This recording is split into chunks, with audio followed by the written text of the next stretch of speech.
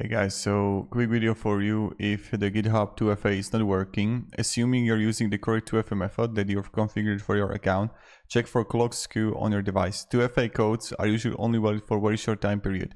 So if your clock is off by 30 to 90 seconds, it can cause this type of problem. So what you need to do is you need to usually check your clock or time zone is off by more than 30 seconds. Try to double check it properly synchronize both the time zone and your phone clock.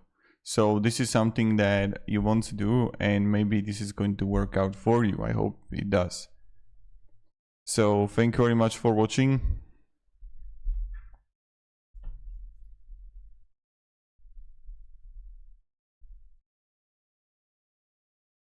And have a great day and goodbye.